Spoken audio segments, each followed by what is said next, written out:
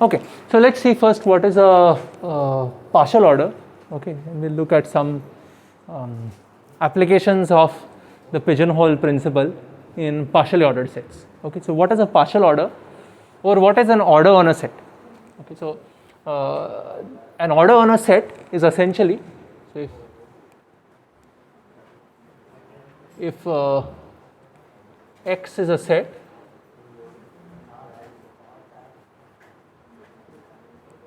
okay, then we say that a relation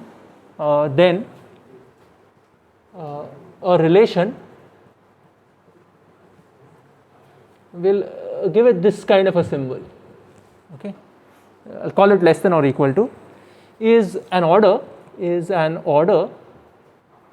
on X if this has three properties. One is essentially we are trying to pull out the properties from the less than or equal to from the real numbers, right? So it has some nice properties. One is every element is less than or equal to itself, if you are taking the equal to this thing, of course. Then the second property is A cannot be, if A is not equal to B, or if A is less than or equal to B and B is less than or equal to A, there is only one option, that is A equals B. Okay.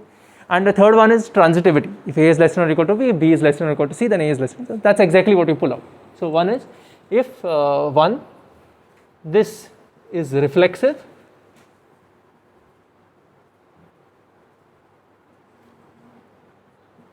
that is for every A and B in X, for every A in X, A is less than or equal to itself. 2, this is anti-symmetric. Okay, this is not symmetry. Is if A is related to B, then B is related to A. Here this is not the only elements which are related to themselves, in fact, are the or in other words, an element is so A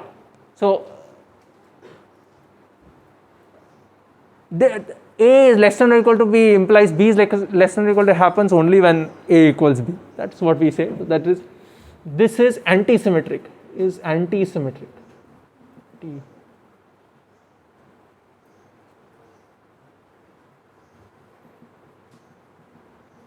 Okay. SI, I think, right? SY. Oh, thank you. SY. MM. Okay. That is, if A and B are in X and A is less than or equal to B, A less than or equal to B, and B is less than or equal to A, then A is equal to B. Okay, A is the same as B. And third is transitive, that is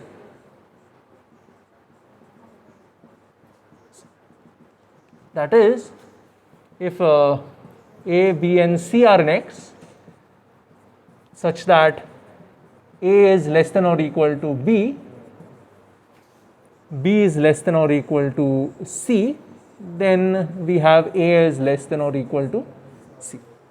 Okay, this is order on a set. Okay, and the structure, that is A with less than or equal to, is called as a partial order.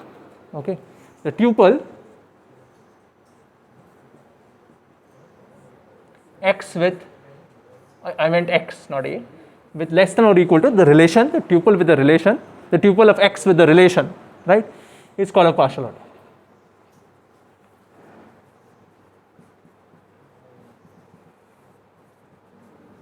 And you all are familiar with many partial orders, in fact. One is R and the less than or equal to from R itself.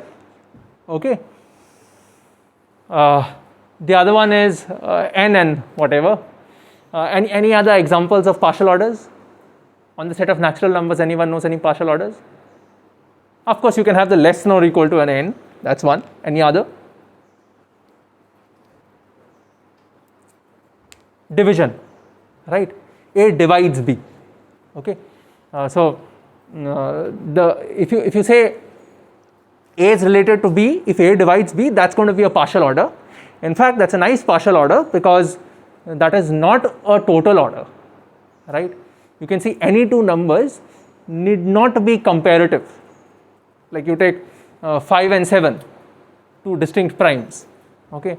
5 neither divides 7 nor does 7 divide 5. So this is not a total order, okay? So this is a nice example of a partial order on n, that is because we know this relation would be satisfied, that is any number divides itself. Secondly, if A divides B and B divides A, then A is equal to B in n, okay? In Z, then it would be a problem. And transitivity is also holds true for division, right? If A divides B, B divides C, then A divides C. So divides on the set of natural numbers is a partially ordered, is a partial order. Okay. Oh, actually, this is called as a partially ordered set. Ordered set.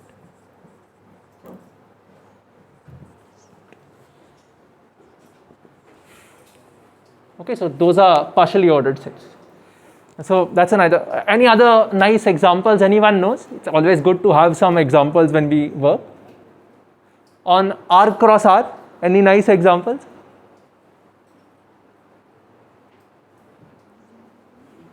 Yes? I'm sure you'll have heard of this if I say the word. What is it?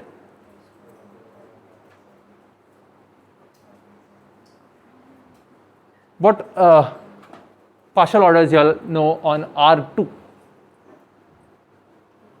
You can actually have many. So you can have many partial orders on R2. One you can have, so on R2 you can have this kind of a example, A comma B is less than or equal to C comma D, okay, if and only if, yeah, A is less than or equal to C and, sorry, this I would put the usual order, and B is less than or equal to D. Check coordinate wise if it satisfies. You can check that this is easily check that it is definitely reflexive, right? Any tuple is going to be less than or equal to itself because the coordinates satisfied. What about this? If this happens and that happens, then what will it imply? If A comma B is less than or equal to C comma D, it will tell you that A is less than or equal to C, B is less than or equal to D. Now if C comma D is less than or equal to A comma B, you will get C is less than or equal to A, D is less than or equal to B, and hence A equals C, B equals D, and if A equals C, B equals D, then the two tuples are equal. Okay, simple enough. So transitivity is also true, sorry, symmetry, anti-symmetry is also true, and transitivity is also true because if A comma B is less than or equal to C comma D, and C comma D is less than or equal to E comma F, you check each of the coordinates, you will get it. Okay, it's very simple to prove that this is a partial order on R2. Anyone knows any other orders on R2? This is a nice order, but there is another one. Anyone? What about the lexicographic order? Lexographic order. What's a lexographic order? Or the dictionary order? Right? You all have heard of the dictionary order. In the dictionary, how do you order words? Yeah, first you look at the first alphabet, and then you look at the second alphabet, and so on, right? So that's another one. But this is even more interesting, in fact, because I'll tell you why. So how would you? Can anyone tell me what exactly would be the dictionary? So this is some order. I don't know what it is. This is called as the dictionary order or the lexographic order. Okay, dictionary.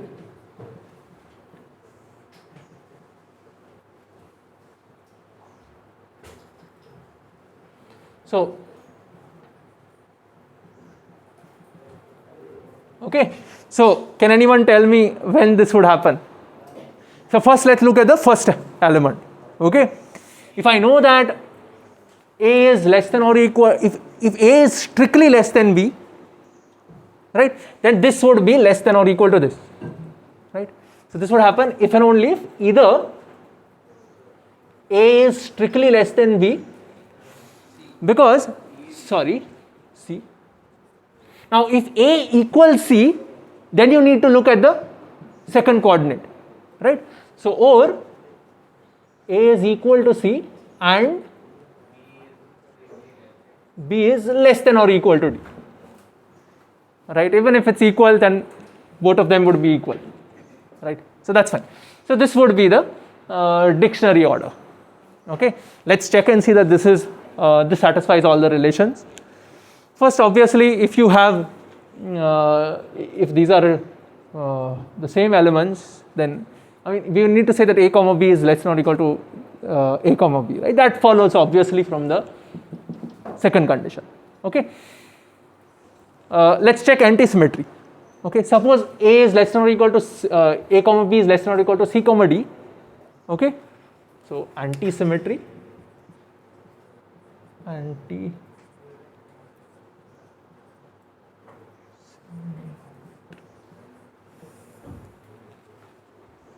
okay, so suppose you have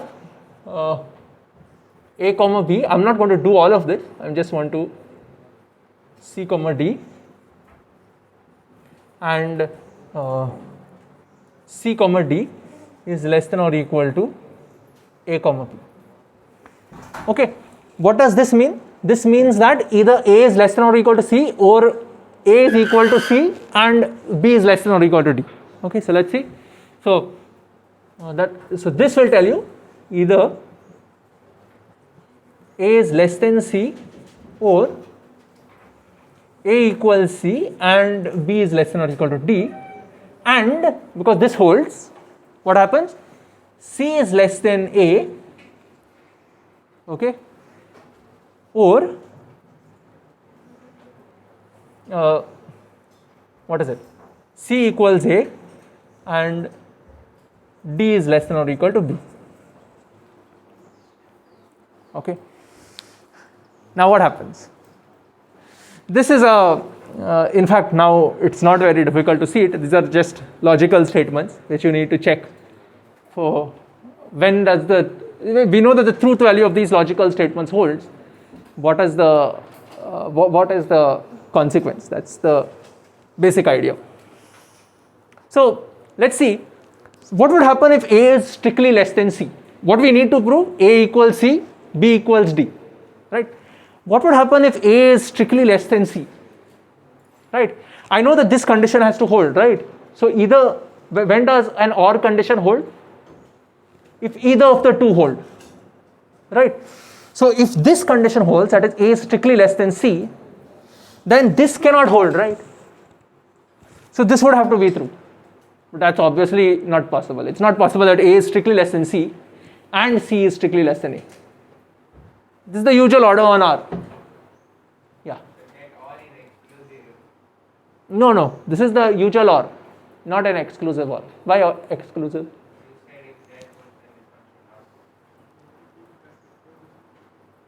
No, I didn't get you.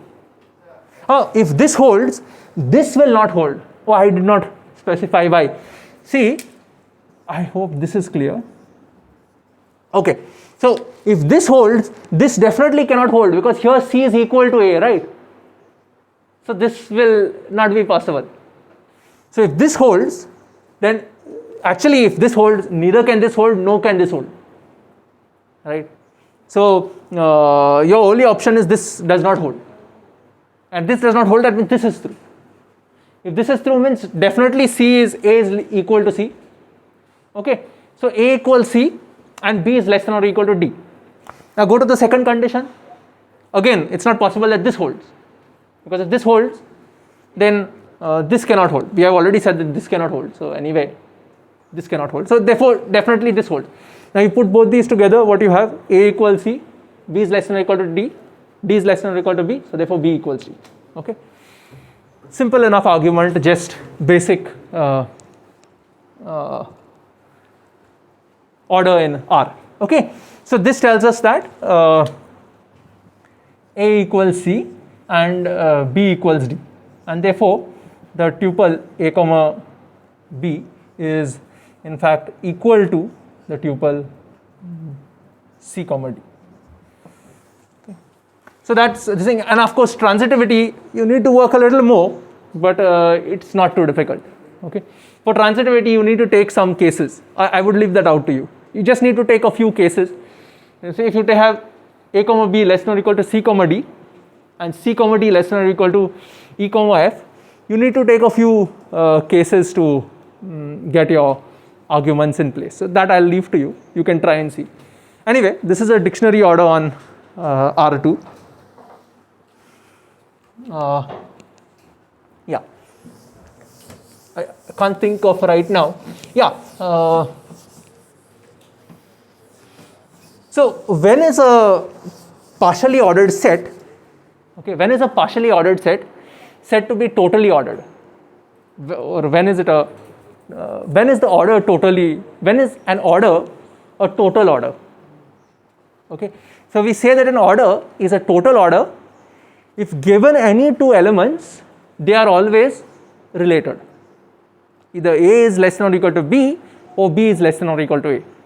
Do you know any examples of these type? On R, right? The usual order on R is a total order. Any other?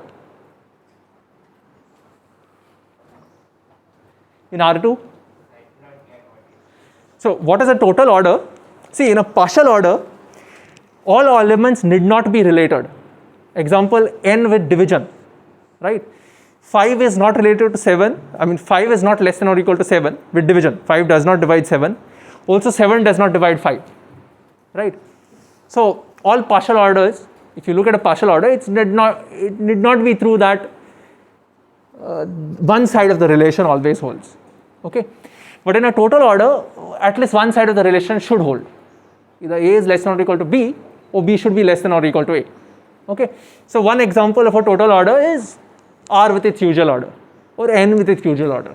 These are all total orders, because you take any two natural numbers, either one is less than or equal to the other one, or the other one is less than or equal to this. Okay, any other nice examples of a total order?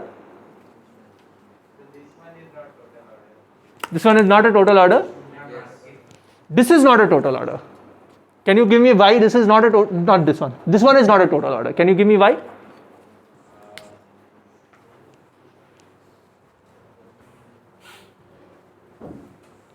Very simple, right? You check, you see that the first coordinate satisfies one relation and the second coordinate satisfies the other relation. So 2, 5, I'm just this thing, and you look at 6, 4. Right? These are not related according to this. Neither side the order is going to hold. This one is a total order, right? If you give me any two words in a dictionary, you know which one comes first and which one comes second. You are never confused. Hence we have, hence we can read a dictionary very easily, right? So this is a total order. How do you check? It's as simple as if you take A comma B and C comma D, you look at case 1. Your case 1 would be A is less than C, right? If A is less than C, automatically this is less than or equal to this in the dictionary order. That's what you do in a dictionary. Look at the first word, first alphabet of the words, right? If you know that one fellow starts with A and the other one starts with a C, and the C has to come after the A, right? Automatically you know that. Okay, what about case 2? Case 2, if we say that A is less than or equal to, sorry, A is, no, yeah, also if you have C is less than A, you are done, right? And we can of course, that's what, you just need to take some cases, it's quite easy. A equals C. Now if A equals C, then you look at the second coordinate. One of the two things have to happen. Either B will be less than or equal to D. If A is equal to C, we know in the usual order in R, either B is less than or equal to D or D is less than or equal to B. It will be taken up in these two cases, right? Or if B is less than D, then you'll have this direction, this thing, assuming of course, yeah, A equals B. So if B is less than D, you'll have this is less than or equal to this. If B equals D, anyway they are two equal, if D is less than B, then you'll have that direction of the order. Okay, exactly, just think of the dictionary and you get your proof. Think of the dictionary, you will get your proof quite easily. Okay, so this is a nice total order on R2, right? So this is just the basics of your what is a partial order, what is a what is a totally ordered set. So or we can say that, so if x with less than or equal to is a, we call it as a poset, okay, partially ordered set, okay, is a poset, then we say that this is a total order on X if for any A and B in X, either one of the two things have to hold. Either A is less than or equal to B, or B is less than or equal to A. Okay, that is, any two elements are comparable. Okay, I can take any two elements and compare it. Okay, this is called as a total order. So the first thing that we are going to do, we want to do some combinatorics, right? So the first thing that we are going to do is we are going to look at something in totally ordered sets, and then in fact we are going to prove some generalizations of those results for partially ordered sets in general. So yeah, so I want to talk about the finite cases. In fact, in most of these theorems you have done the infinite cases, but I want to talk about some finite cases of these. So let's see. Again, I want to, for some reason, define what you mean by a finite sequence, okay, which we don't generally define in analysis, but we will define a finite sequence. Does anyone know how you define a sequence? What is a sequence? How do you define a sequence? What is a sequence? What is a sequence? To some set x. So a sequence on x is a function from the set of natural numbers to s, because you want an association, right?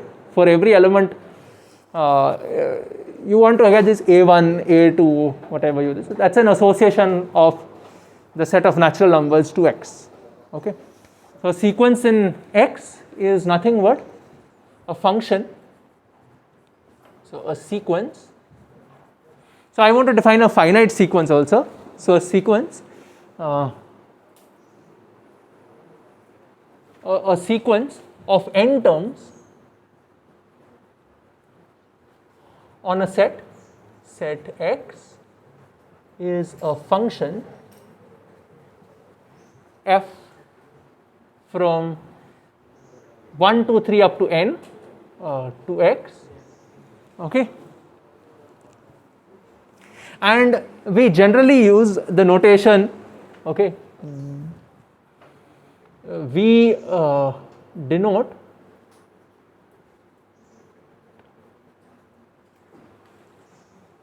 f by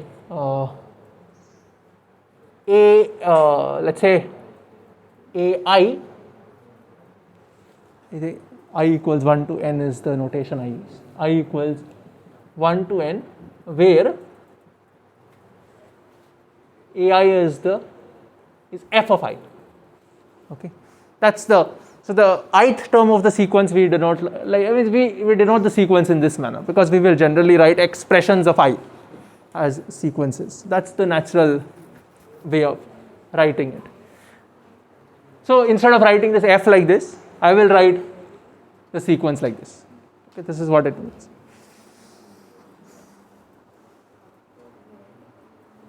Okay, what is a subsequence of a sequence? If you have a sequence, what is a subsequence of the sequence? How do you define a subsequence of a sequence? If I give you a sequence, what is a subsequence of the sequence? A1, A2 up to and so on. What is a subsequence of this sequence?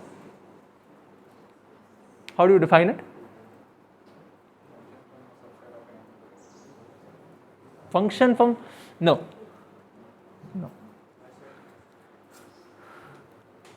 Okay, so subsequence of this, intuitively what you want to do is you want to pick up elements along the way, right? There's a direction involved in this, it goes from left to right. So you want to pick up elements from the left to right. So what you do is, you can take this first, okay, so something like this. So you can go A2, A3, A5. You don't want to come back, you don't want to get A4 after this. Okay, so something like this would be a subsequence.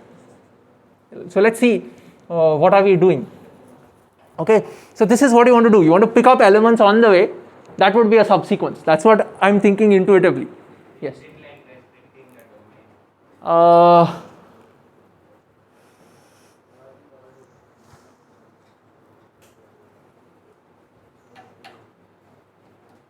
It would be a restriction of the domain. But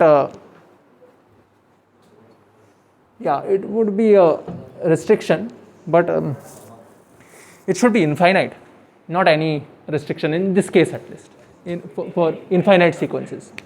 Yeah, but there's a nicer way of putting it. Okay, so if you have a sequence, okay, the way which you are picking up is such that this suffixes is increasing. Okay, so essentially, if you have a sequence, you have a function from n to x, right? This is my an. Okay, so you can look at this thing. See, you want to pick up which suffixes you want to take. It should be a you have to take the suffix in such a way that it's an increasing sequence. So you're looking at some phi from n to n, okay, such that phi is increasing. Phi is in fact strictly increasing. You don't want to take A3, okay, is strictly increasing. And the what is it called? The subsequence of an is nothing but the composition of these two, right? That's just the composition of these two. You can see this would essentially be the sequence A of phi n. Okay, let's see in this case what can anyone tell me what would be phi of 1? In this case, what would be phi of 1? 2. First element of the subsequence, sorry. Suffix of the first element. Phi of 2. Phi of 3. 5. Phi of 4 would be 8. So this is the natural way of doing it. So what is a subsequence of a sequence?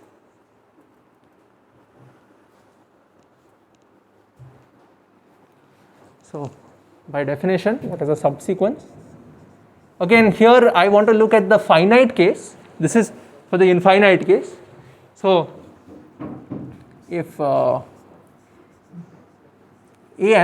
is a sequence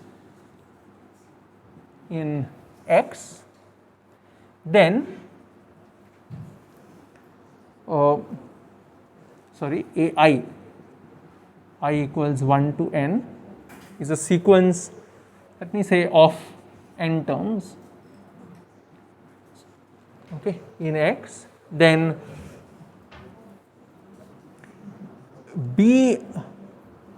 j going from 1 to m, then a sequence bj of X is called a subsequence of the AIs Okay, if it can be written as a composition of an increasing function and AIs. Okay, so if there exists an increasing function and increasing function, in fact a strictly increasing function, a strictly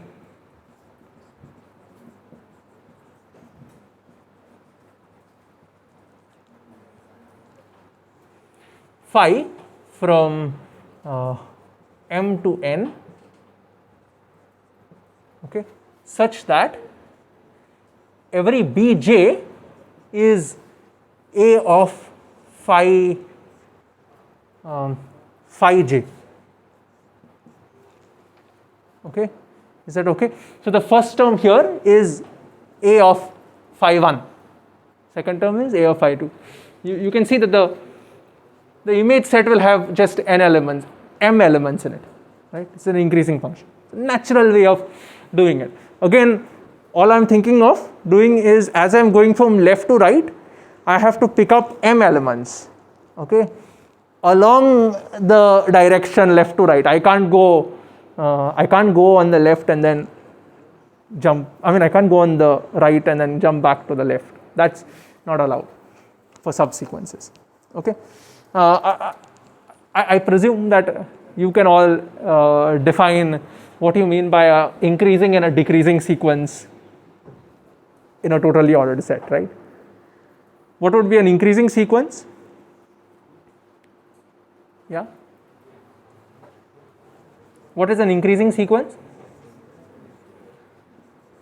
So a sequence ai, I equals 1 to n of x is said to be increasing or monotonically increasing. These are the two terms we use. Is said to be increasing,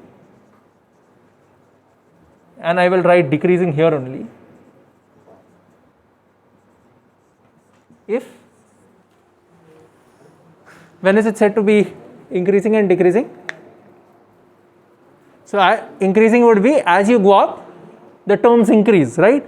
So therefore, if the suffix is, yeah, so if I is 1 less than or equal to I, strictly less than j, less than or equal to n, then what should be the relation between ai and aj?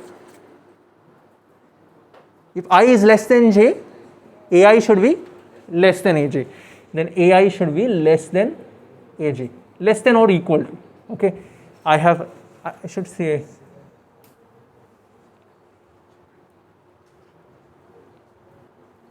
let me go with a poset, right?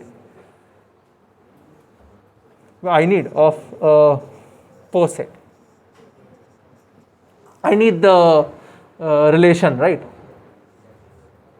This relation is from the natural numbers. This order is of the natural numbers, while this is of the poset.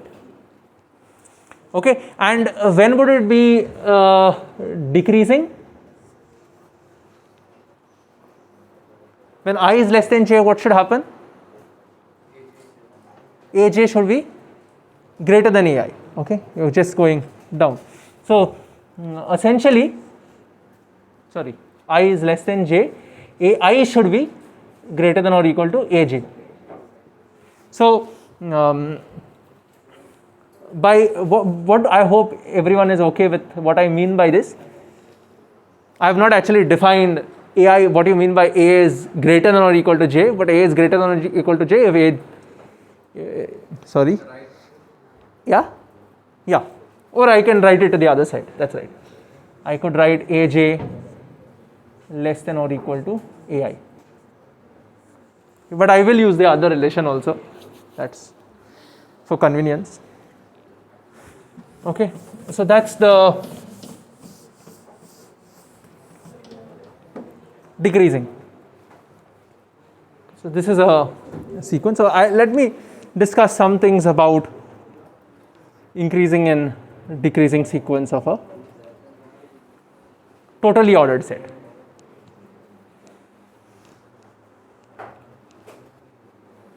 So there's a nice interesting result here, which we prove by using the pigeonhole principle. In fact, it's a nice simple application of the pigeonhole principle. Okay, it is called as the Erdos-Szekeres theorem. I'm quite sure I am spoiling this name, but so Erdos-Szekeres says, I can't even pronounce this.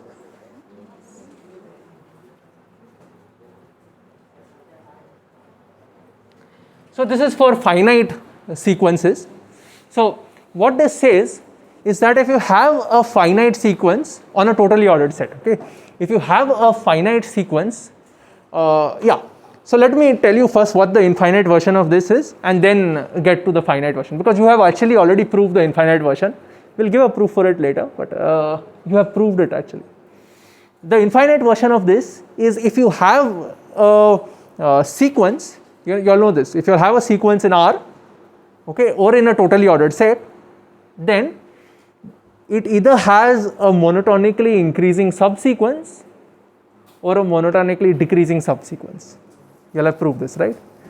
Any sequence either contains a monotonically increasing subsequence or a monotonically decreasing subsequence. Okay, this is one of the theorems used to prove that every bounded sequence has a convergent subsequence, okay, in analysis. So the finite version of this is of course just making such a statement that every finite sequence has a finite subsequence which is monotonically increasing or monotonically decreasing makes no sense, because you can just pull out one element that would both be monotonically increasing and decreasing, just single element, which is not useful for us. So we should have some kind of a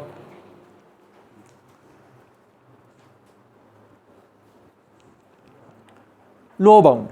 Okay, so let x with less than or equal to be a totally ordered set, be a totally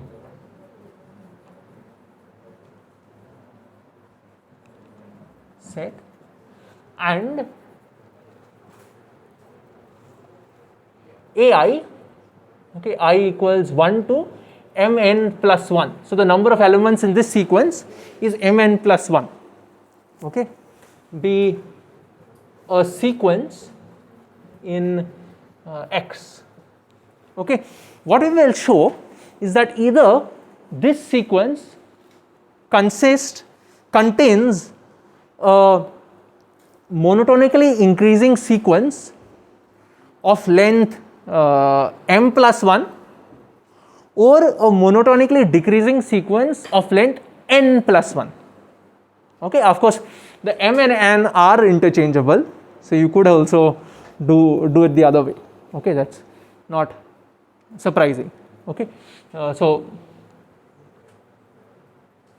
then ai, I equals 1 to mn plus 1 either has a monotonically, in fact this choice of m plus 1 and n plus 1 is an optimal choice, because you can actually always get, at least in some totally ordered sets, always get a sequence that does not satisfy the other condition. Okay, we can have a look at that later. Either has a monotonically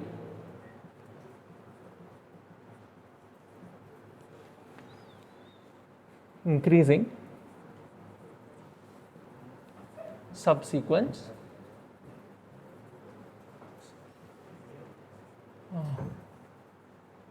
with m plus 1 terms, or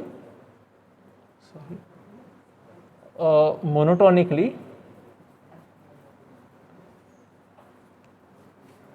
decreasing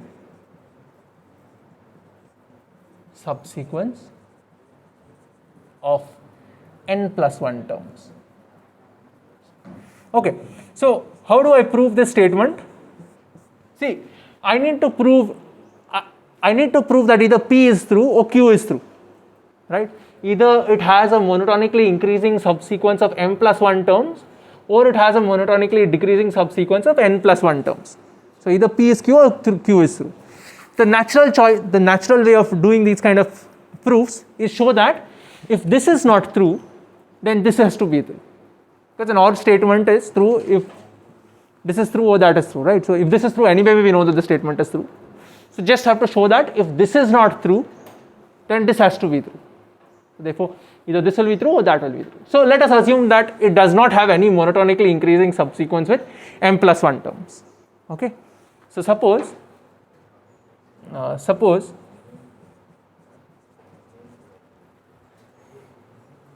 ai equals 1 to mn plus 1 does not have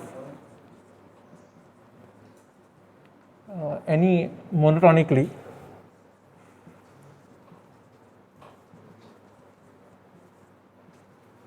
increasing subsequence of m plus 1 terms. Okay, so that's a nice function which we can define.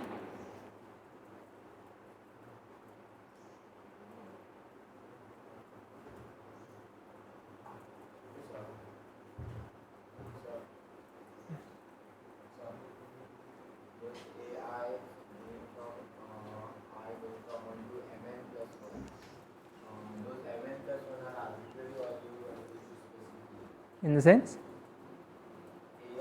some fixed m and n.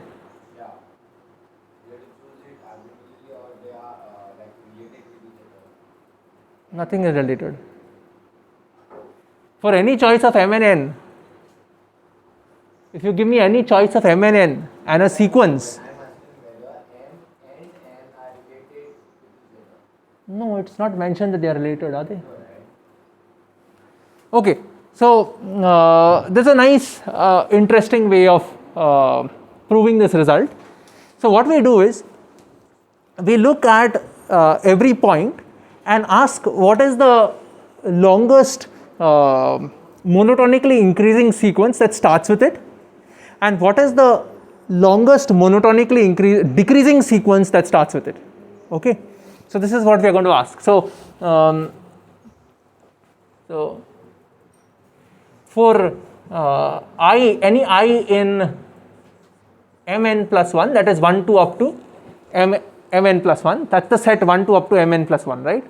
So for any I between 1 2 and mn plus 1, we let ui be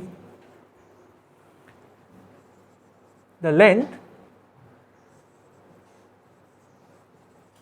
of the longest of the largest, I don't know what you would say, largest, longest, something, of the largest subsequence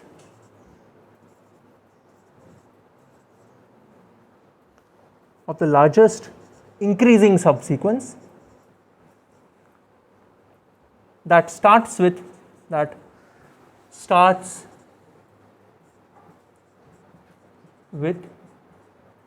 ai. Okay, so you have your ai, just look ahead of it, look at all the subsequences that start with ai, count all those which are monotonically, count the number of them which are monotonically increasing, look at all subsequences that start with ai. Okay, count the number which are monotonically increasing, the number which are monotonically increasing we call as ui. Okay, then you count the number which are monotonically decreasing. Okay, the number which is monotonically decreasing we call as vi. Okay,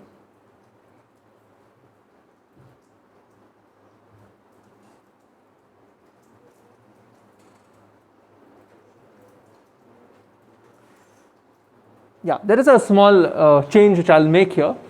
In this case I don't want to prove that's a different one. Okay, anyway, we'll have a look at it. Okay, then for I in mn plus 1, okay, we let again Vi will be the length of the largest decreasing subsequence that starts with Ai itself. Okay, look at all those sequences that start with Ai. Okay, from Ai, look at all the subsequences that start with it. First term is Ai. Okay, all.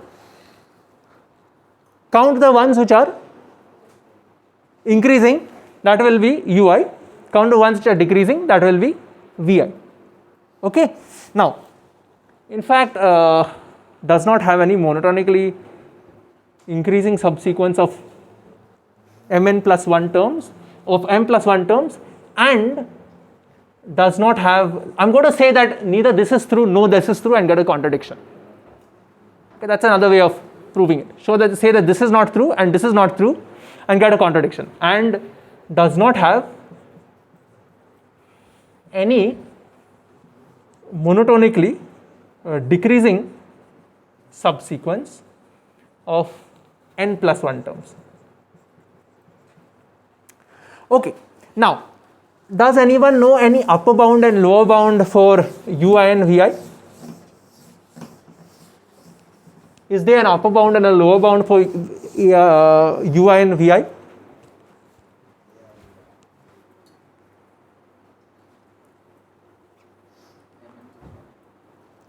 This has no monotonically increasing subsequence of length m plus 1, right? This is the length of the longest increasing subsequence starting with Ai. So it's a subsequence. So therefore Ui has to be less than or equal to m, right? It cannot be anything bigger than m plus 1. The moment it is something bigger than m plus 1, you will be able to get a sequence of length m plus 1, increasing sequence of length m plus 1. Similarly, Vi will be less than or equal to n, right? So notice that Ui is less than or equal to m and Vi is less than or equal to n. And now we can very easily define a nice function f from the set mn plus 1. Okay, you can define from the set mn plus 1. I don't want to define from the range of the sequence, because that would be a multi-set, could be a multi-set. Okay, so that's just for that sake. To in fact m cross n, okay, by you take f of I to Ui comma Vi, and this is very well defined. For any I here, right?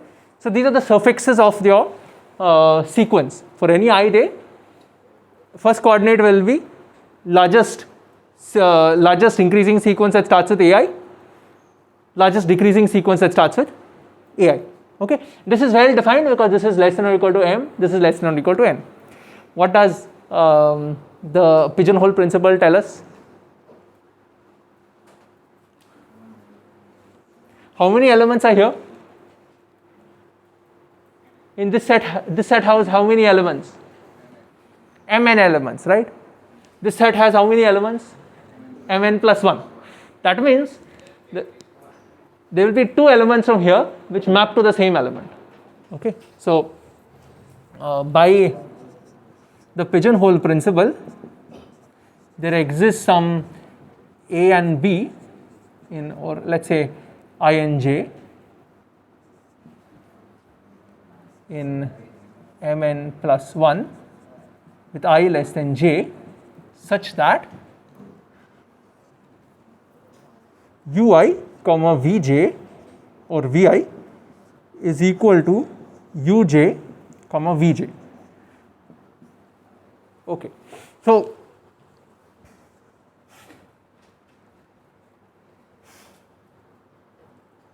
yeah, so this means that Ui is less than Uj, is equal to Uj, and Vi is equal to Vj. Okay, now understand what happens if you look at, this is a totally ordered set, right? So if you look at ai and aj, either ai will be less than or equal to aj, or aj will be less than or equal to ai, because we are in a totally ordered set, right? So what would happen if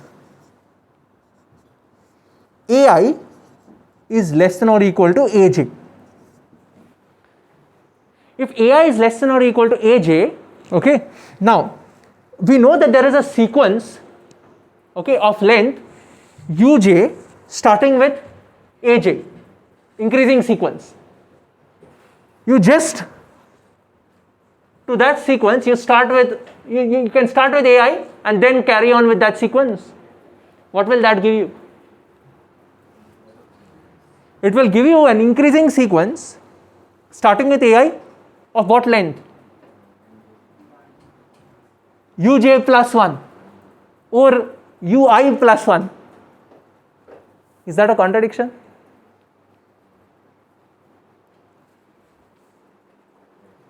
Why? Because ui is the length of the longest increasing sequence starting with ai, right? But here what you can see, what I am doing is I am just inserting this ai to this sequence, okay. So in fact it is very easy to see that this can never be equal, f of I can never be equal to f of j. That's exactly what I am doing here, okay. So yeah, so if this happens, then I just append that sequence of length uj to this, right? That will give me an increasing sequence of length uj plus 1 or ui plus 1 starting with ai. Contradiction, okay. What happens if, I am not writing that out, okay. What happens if, let me write it in this way, ai is greater than or equal to aj, okay. I know that this is, see, I have to start with ai, the sequences have to start with, the subsequence has to start with ai because I is less than j. I can't go right suffix to the left suffix, right? That's a subsequence. So what happens if ai is greater than or equal to aj? Then what can I do? I can append to this, right, the decreasing sequence of length vj, right? If I append to this the decreasing sequence of length vj, that means something like this of length vj, what will this give me? This will give me, starting with ai, it will give me a decreasing sequence of length vj plus 1, or in other words vi plus 1. Again a contradiction, because vi is the length of the longest decreasing sequence starting with ai, okay. So that's the proof, okay. So this is the proof of the statement, a very beautiful proof to this statement, okay, and simply using the pigeonhole principle. So we will have a look at the